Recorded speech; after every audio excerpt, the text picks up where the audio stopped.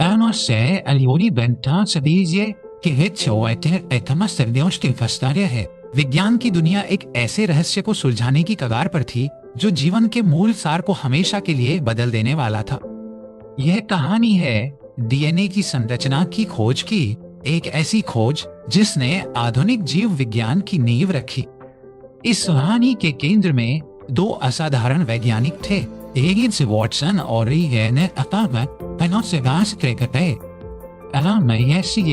आज की एक युवा और उत्साही अमेरिकी पक्षी विज्ञानी से आणविक जीव विज्ञानी बने जो जीन के रहस्य को जानने के लिए उत्सुक थे।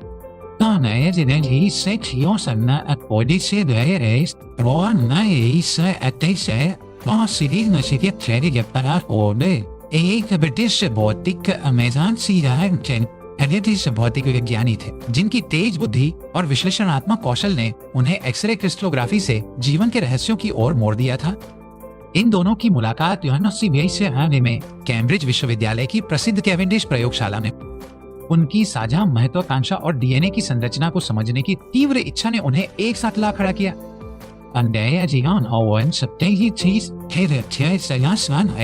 वैज्ञानिक ये तो जानते थे कि डीएनए आनुवंशिक जानकारी को वहन करता है, लेकिन इसकी त्रिआयामी संरचना एक अनसुलझी पहेली थी। इस संरचना को समझना ये जानने के लिए महत्वपूर्ण था कि यह अपनी जानकारी की नकल कैसे करता है और इसे एक पीढ़ी से दूसरी पीढ़ी तक कैसे पहुंचाता है। वॉटसन और क्रिक अकेले इस दौर में नहीं थे। दुनिया भर के कई अन्य प्रतिष्ठित वैज्ञानिक भी इस रहस्य को सुलझाने में लगे थे। इनमें सबसे प्रमुख थे लिनस पॉलिंग, एक अमेरिकी रसायनज्ञ और नोबेल पुरस्कार विजेता जो पहले से ही प्रोटीन संरचनाओं पर अपने काम के लिए प्रसिद्ध थे। किंग्स कॉलेज में है मॉरिस विल्किंस और रोजालिंड फ्रैंकलिन भी डीएनए पर महत्वपूर्ण शोध कर रहे थे। फ्रैंकलिन, एक प्रतिभाशाली एक्स-रे क्रिस्टलोग्राफर, ने डीएनए की अब तक की सबसे स्पष्ट तस्वीरें लेने में सफलता हासिल की थी। उनकी प्रसिद्ध फोटोग्राफ पोशिवाई ने डीएनए की हेलिकल सर्पिल प्रकृति का एक महत्वपूर्ण सुराग प्रदान किया। यह शक्ति है जिसे विल्किंस ने वॉटसन को फ्रैंकलिन की पूरी जानकारी या सहमति के बिना दिखाया था। पहेली का एक महत्वपूर्ण टुकड़ा साबित हुई। वॉटसन ने तुरंत तस्वीर के महत्व को पहचान लिया। यह स्पष्ट रूप से एक दोहरी हेलिक्स संरचना का संकेत दे रही थी। इस जानकारी और अन्य रासायनिक ज्ञान का उपयोग करते हुए वॉटसन और क्रिक ने अपने प्रसिद्ध मॉडल का निर्माण शुरू किया। उन्होंने महसूस किया कि डीएनए की सीढ़ी के डंडे नाइट्रोजनस बेस के जोड़े से बने होने चाहिए। उन्होंने प्रस्तावित किया कि एडेनिन हमेशा थाइमिन के साथ जुड़ता है और साइटोसिन हमेशा गुआनिन के साथ जुड़ता है। यह बेस पेयरिंग नियम संरचना की स्थिरता और प्रतिकृति की क्षमता दोनों की व्याख्या करता था। उनकी संरचना एक सुंदर मुड़ी हुई सीढ़ी या डबल हेलिक्स जैसी दिखती थी। इस मॉडल ने न केवल डीएनए के भौतिक रूप की व्याख्या की, बल्कि यह भी बताया कि आनुवंशिक कोड कैसे संग्रहित और कॉपी किया जा सकता है। फरवरी 19 उन्होंने अपनी खोज पूरी कर ली थी। क्रिक ने कथित तौर पर पास की एक पब में जाकर घोषणा की, हमने जीवन का रहस्य खोज लिया है। उन्होंने अपना ऐतिहासिक पेपर अप्रैल 1922 से मैंने पत्रिका नेचर में प्रकाशित। यह हो गए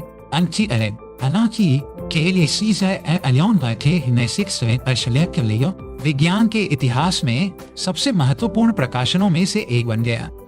इस खोज का प्रभाव तत्काल और गहरा था।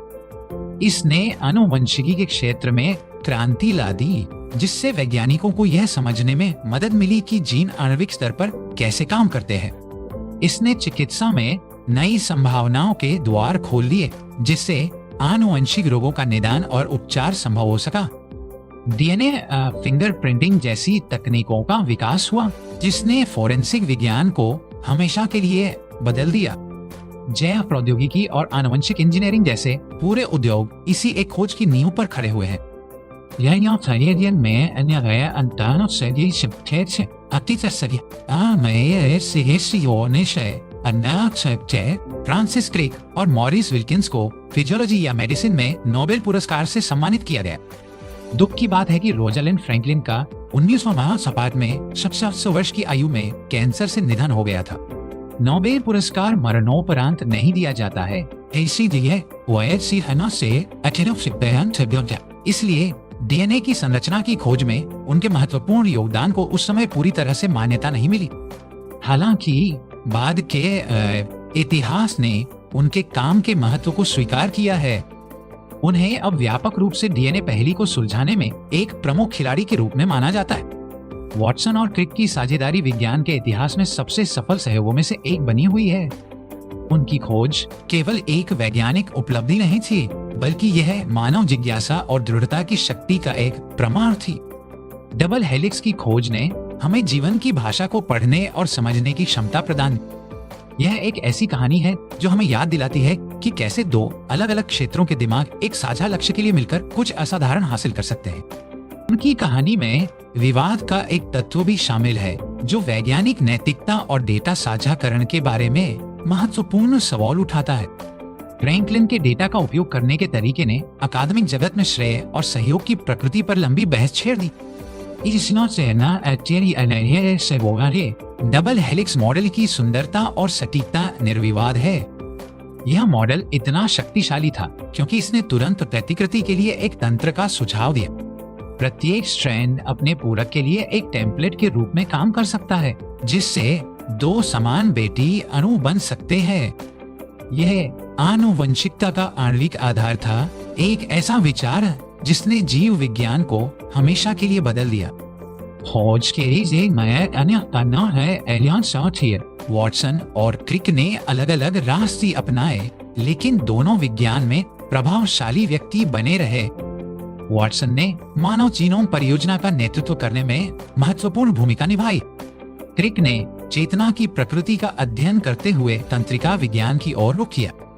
उनकी विरासत उनके द्वारा बनाए गए मॉडल से कहीं आगे तक फैली हुई है। उन्होंने वैज्ञानिकों की एक नई पीढ़ी को आणविक स्तर पर जीवन के सबसे गहरे सवालों की जांच करने के लिए प्रेरित किया। आज डीएनए अनुक्रमण एक नियमित प्रक्रिया है जो हमें बीमारियों को समझने और उनका इलाज करने में मदद करती है। हम अपने पूर्वजों का पता लगा सकते हैं और विकास के विशाल वृक्ष पर अपनी जगह को समझ सकते हैं। यह सब उस एक सुरुचिपूर्ण डबल हेलिक्स की खोज के कारण संभव हुआ है। वॉटसन और क्रिक की कहानी प्रतिस्पर्धा की कहानी प्रतिस्पर्धा, सहयोग, प्रतिभा और विवाद का एक आकर्षक मिश्रण है। यह इस बात का एक आदर्श उदाहरण है कि वैज्ञानिक प्रगति अक्सर कैसे सीधी रेखा में नहीं होती है। इस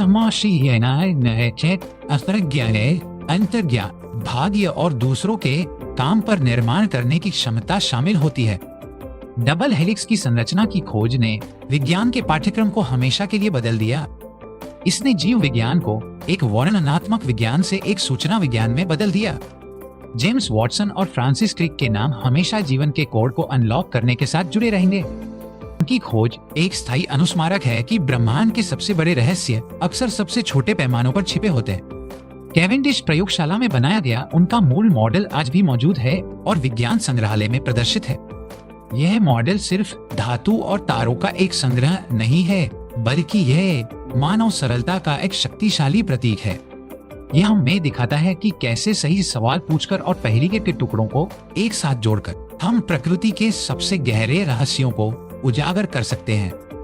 डबल हेलिक्स की कहानी आज भी दुनिया भर के छात्रों और वैज्ञानिकों को प्रेरित करती है।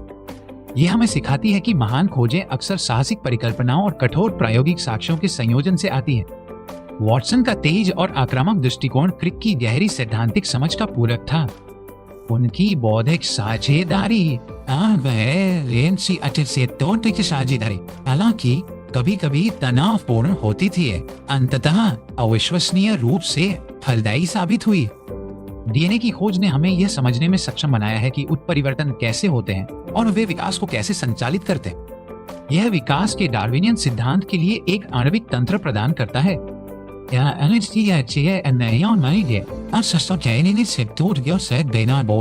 क्रिस्पर जैसी जीन संपादन प्रौद्योगिकियां अकल्पनीय होती, हम अब जीवन के कोड को लिखने की क्षमता के करीब है।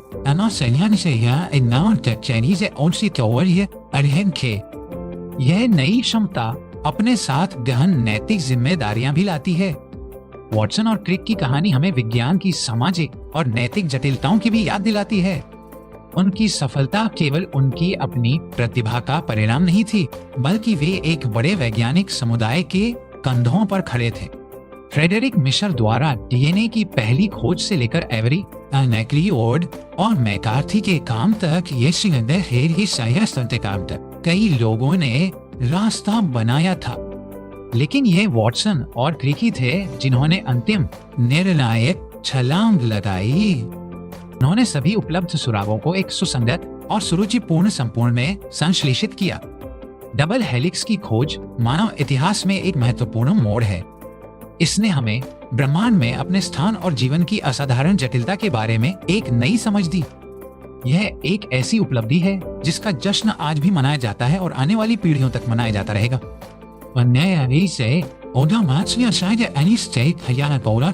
प्रतिद्वंदिता और उस अदम्य मानवीय भावना का प्रतीक है जो हमेशा अधिक जानने का प्रयास करती है। डबल हेलिक्स की संरचना की खोज ने जीव विज्ञान के लिए एक नया व्याकरण प्रदान किया। इसने वैज्ञानिकों को जीन की भाषा में वाक्य पढ़ने और समझने की अनुमति दी। यह खोज दिखाती है कि कैसे विभिन्न विषयों का एकीकरण सफल हो सकता है। भौतिकी और जीव विज्ञान का एक आदर्श मिलन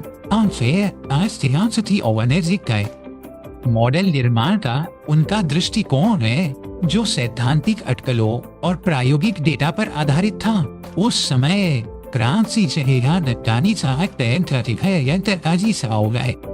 उन्होंने केवल डेटा एकत्र नहीं किया, उन्होंने डेटा की व्याख्या करने के लिए एक मॉडल बनाया। यह खोज हमें याद दिलाती है कि विज्ञान में रचनात्मकता उतनी ही महत्वपूर्ण है जितनी की विश्लेषणात्मक कठोरता। वॉटसन और क्रिक ने न केवल एक संरचना की खोज की, बल्कि उन्होंने एक नए वैज्ञानिक प्रतिमान की शुरुआत की। आणविक जीव विज्ञान का पूरा क्षेत्र इस एक खोज से पैदा हुआ और फला फूला।